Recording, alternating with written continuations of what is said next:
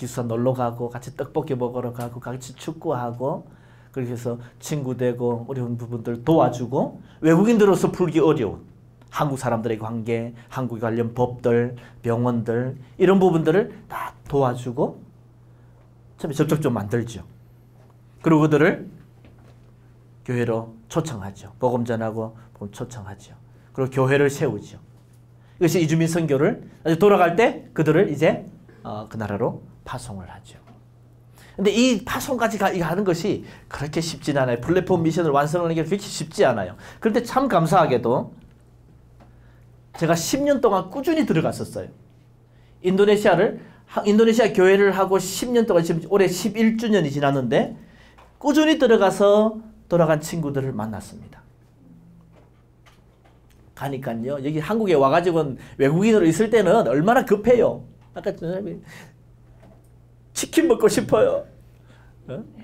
뭐 그러면 하나님께서 도와주시고 그러면 하나님을 만나고 그 긴박함이 있어서 하나님을 찾고 했다가 자기 나라 돌아가면 조금 있으면 바로 많이 이제 게을러지고 돌아가고 뭐 그렇게 합니다.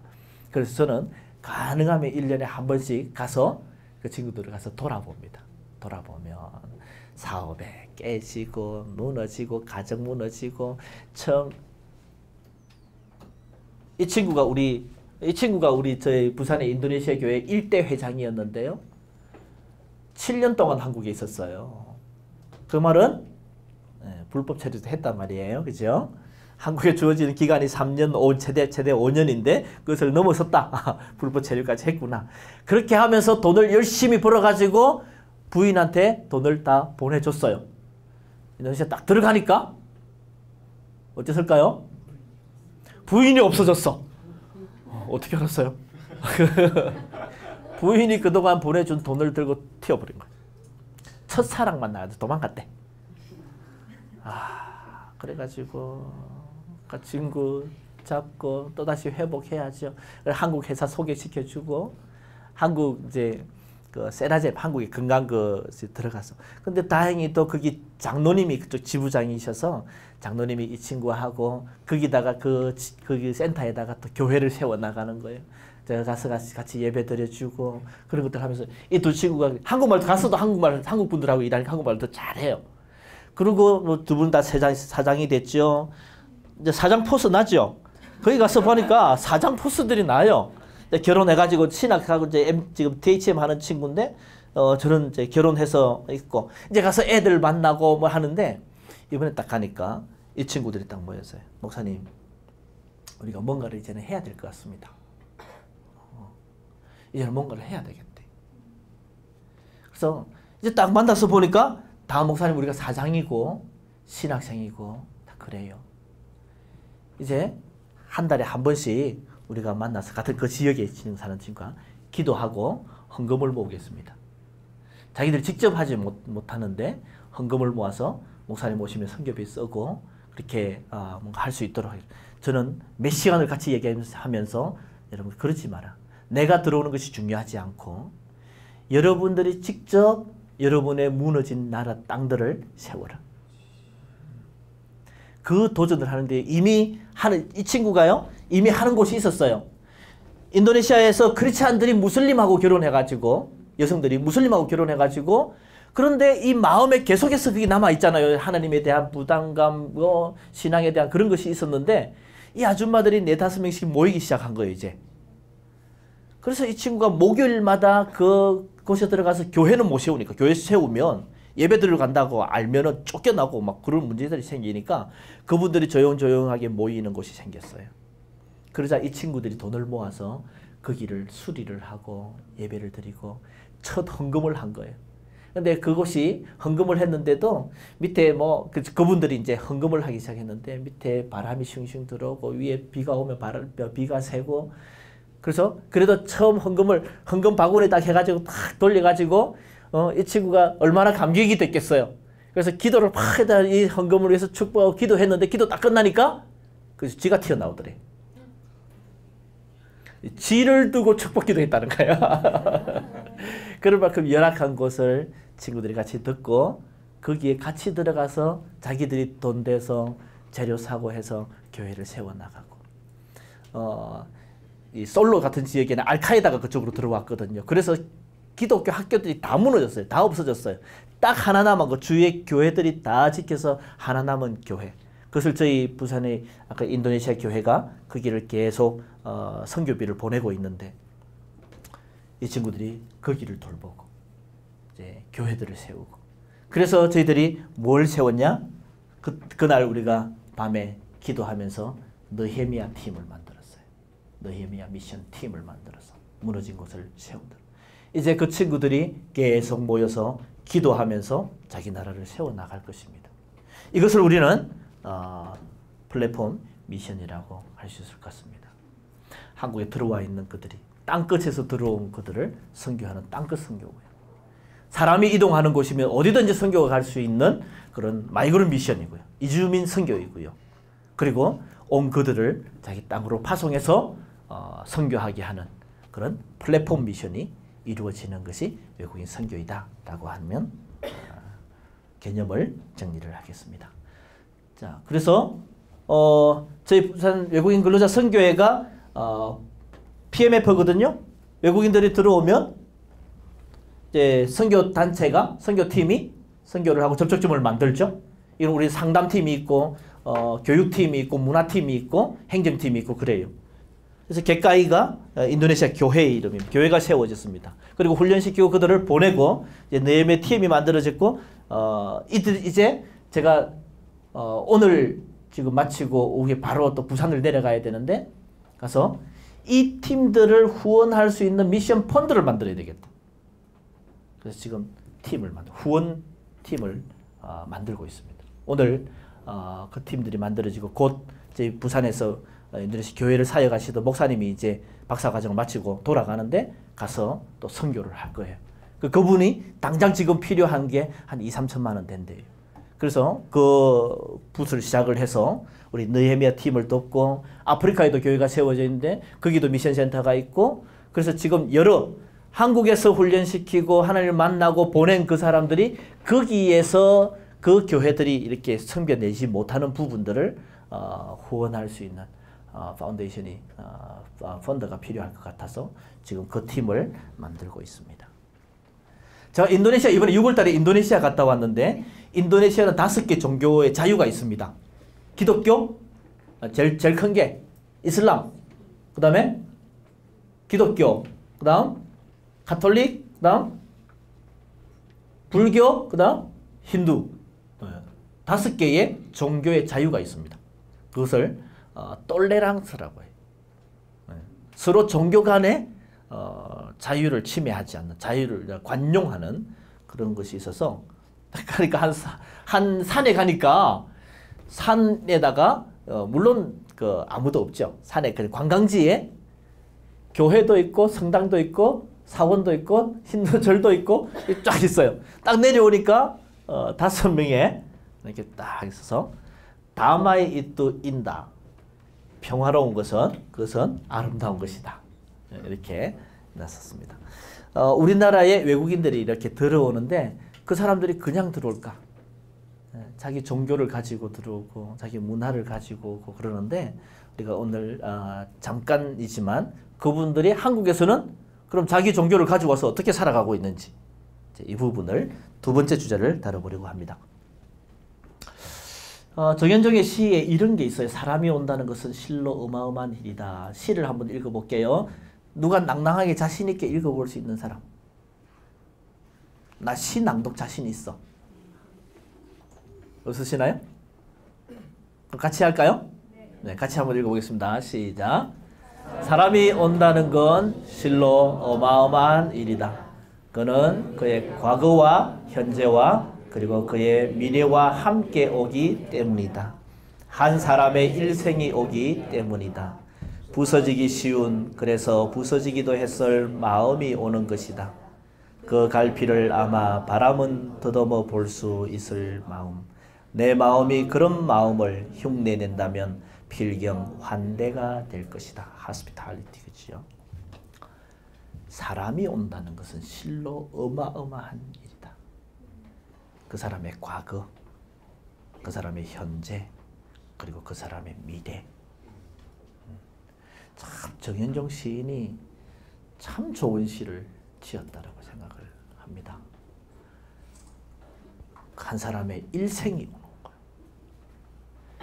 그래서 우리가 여기서 현재에서 하나님을 만나면 일생이 바뀌는 거예요. 그런데 그 일생은 사람이 온 그 마음은 부서지기 쉬운, 너무나 부서지기 쉽고 불안하고 그런 마음이에요. 바람이 그 마음을 어루만져 주듯이 우리가 그것을 흉내낼 수 있다라고 한다면 필경 어마어마한 환대가 될 것이다. 사람이 온다는 것은 그냥 오는 것이 아니에요.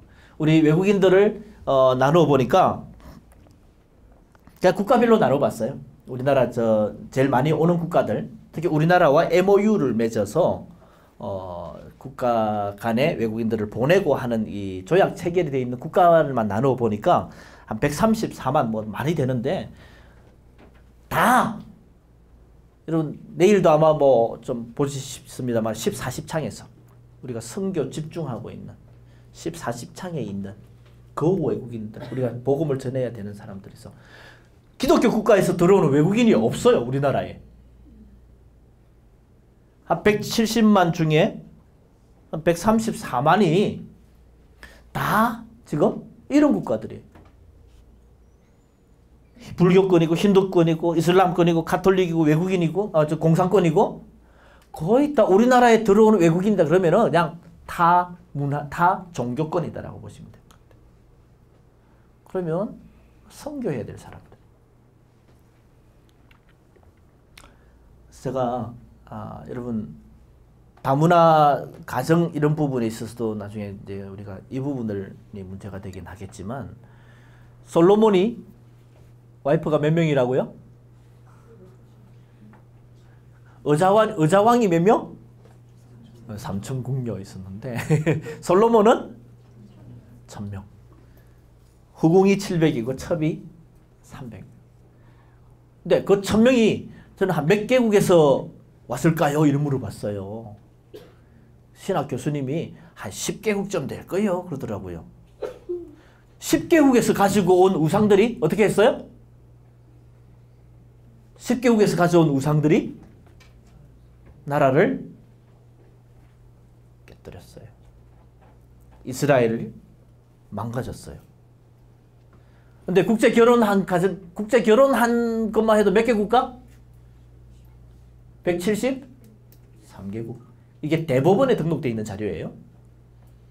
그냥 데이터가 아니고 우리나라로 결혼을 하면 이게 대법원에 등록을 해야 돼요. 가정법원을 통해서 대법원에 등록되는데 그래야 나중에 성도 바꿀 수 있고 나중에 그 모든 이 혈통 중심이기 때문에 그런 관리들이 잘 돼요.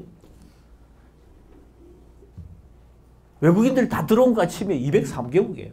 그러니까 전 세계에 이제는 종교라는 종교, 문화라는 문화, 언어라는 언어 한국에 다 들어왔다고 보시면 됩니다. 이 가운데서 신앙을 지켜내고 그것을 넘어서서 복음을 전하고 그렇게 쉬운 것은 아닐 것 같다. 그죠? 이태원에 하고 의정부하고 힌두 사원이 한국에 2개 있습니다. 벌써. 힌두교 사원이 있어요.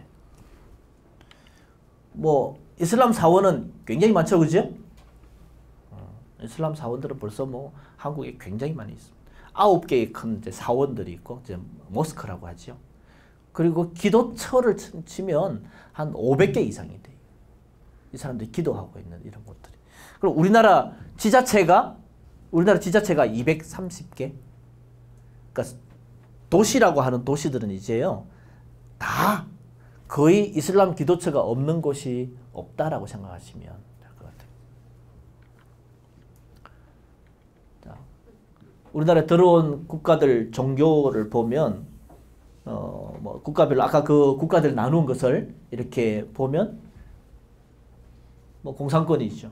불교권이 있죠. 이슬람권이 있죠. 힌두권이 있죠. 가톨릭 국가들이 있죠. 이렇게 나눠져 있습니다. 이 강의한 자료가 없어서 여러분 이것만 좀 보고 해서 금방금방 넘어가서 좀 죄송합니다만은 어쨌든 뭐 그런 국가별로 제가 다 이렇게 조사해 보니까 저 정도 나와요. 그래서 국제 결혼한 가정들도 가정에도 지금 뭐 여러 통일교가 만들어서 일본에서 들어왔다 그러면 그게 통일교고 뭐 불교고 이슬람이고 다 마찬가지죠.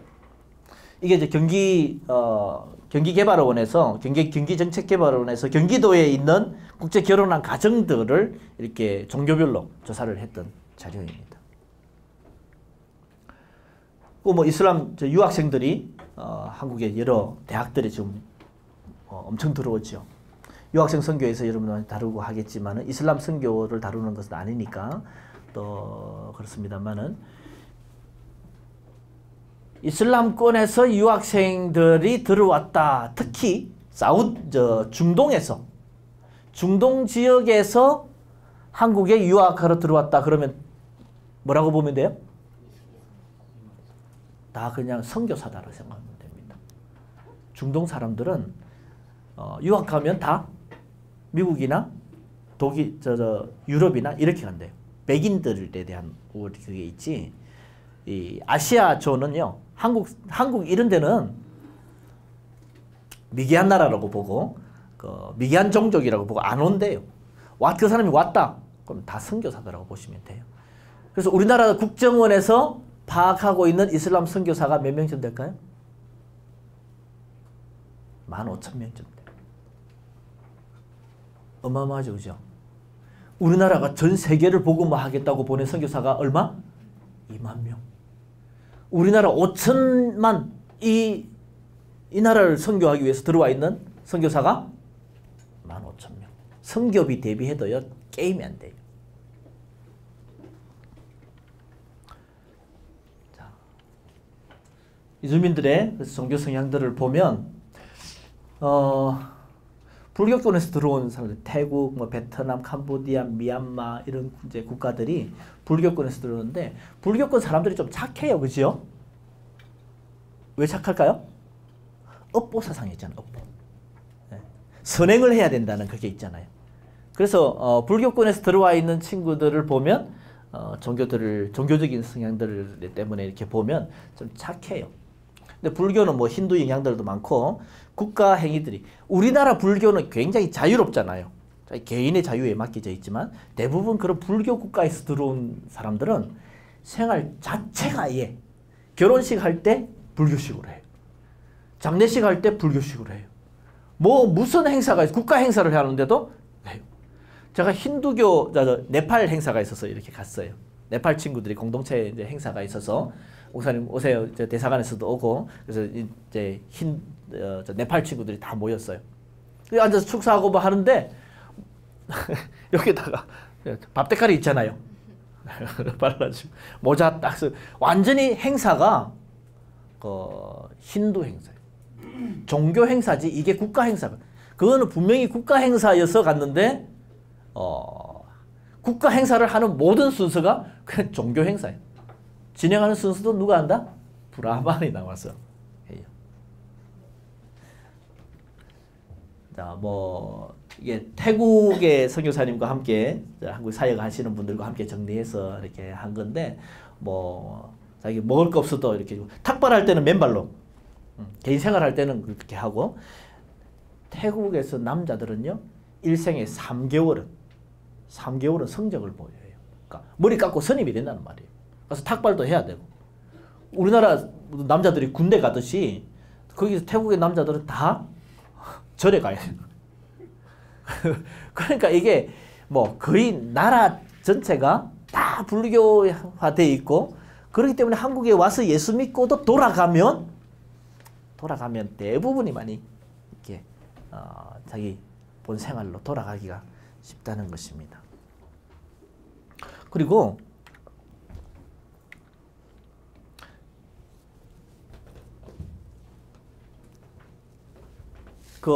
공양하고 이렇게 공양 아침에 새벽에 이제 나오면 다 돌아다니면서 하루 이제 먹을 거 공양 받는단 말이에요. 근데 자기 먹을 거 없어도 공양을 해요. 그러면 스님은 뭘 들려주냐? 법문을 하나 들려줘요. 돈을 주거나 먹을 걸 주거나 이렇게 하면 자기는 당연히 받고 법문을 들려줘요. 그러다 보니까 무슨 문화가 당연히 형성되어 있냐면 여러분 이슬람도 마찬가지고 불교도 마찬가지고 외국인 도와주잖아요. 고맙다 소리 안 해요. 그건 당연한 거예요. 당연한 거고 누구에게 복이 된다? 베푸는 너를 위해서 하는 거니까 자기가 고맙다 할 소리가 할 필요가 없어요. 그래서 외국인 사역은 무슨 사역이라고 우리가 얘기하냐면 뒤통수 사역이다. 뭐 그냥 도움만 받고 사라져요. 그러다가 뒤통수를 안 치면은 참 좋은 친구예요. 그래서 다 도와주고 다 해주고 나면 다 해줘서 뒤통수 치고 심지어 우리 저 인천에서 베트남 사역하시는 그 VDM 베트남 전문으로 사역하시는 그 선교 단체가 있어요. 거기 선교사님 나경험 선교사님이 이야기하는 얘기가 자기가 딱 처음 사역하면서 진짜 이 친구는 믿을 만한 친구다. 그래서 걔는 완전히 첫 제자로 키우려고 작정을 했어요. 그래서 그 친구를 이제 불법 체류까지 한 거죠. 그러면서 교회를 사역하고 이제 회장도 하고 교회 이렇게 하는데 회사를 이제 합법에서 이제 불법하니까 아는 회사를 이제 소개를 시켜줬어요. 그러니까 불법이니까 퇴직금 문제도 있고 여러 가지 이제 그런 있으니까 퇴직금은 월급에 그냥 포함시켜서 하는 것으로 한다. 구두 약속이지만 약속을 하고 그렇게 해서 들어갔어요. 열심히 일하고 돌아갈 때쯤 딱 되니까 노동부에다 신고를 한 거예요. 친구가. 퇴직금 내놔라. 신고하면 줘야 될까요? 안 줘야 될까요? 그럼 100% 사장이 지게 돼 있습니다. 퇴직금은 퇴직하는 순간 발생하지 회사 다니는 순간에 발생하지 않습니다. 그렇기 때문에 줘라. 사장님이 목사님한테 전화해서 목사님 어떻게 이럴 수가 있습니까? 제가 퇴직금까지 포함해서 많이 준다고 다 해주고 했는데 어떻게 일 끝나고 나서 퇴직금 달라고 소송이 들어왔습니다. 목사님이 열받아가지고 가가지고 야 분명히 약속하지 않았냐? 들어갈 때 이렇게 하기로 약속하지 않았냐? 근데 내놔라는 거야. 그래서 50대 50 그래서 그런 일들이 많이 있습니다. 그러니까 우리가 베풀었다고 해서 도와줬다고 해서 그들이 감사하냐? 그렇지 않아요. 당연히 이슬람도 마찬가지입니다. 이슬람 애들은 웃겨요. 여기서 한 친구가 와서 돈 벌잖아요. 그러면 한 평균 7명은 먹고 돈대요. 여기서 한 사람이 돈 벌어서 자기 보내기 때문에 그 친구 돈 보내오는 거 가지고 가족들이 먹고 놀아요. 그리고 그 돈 보내오는 것을 알기 때문에 친척들이 와서 돈 빌려달라고 해요. 그러면 돈 빌려줘야 돼요. 이런 일들이 종교를 이해하면 많이 이해할 수 있는 부분이 있습니다.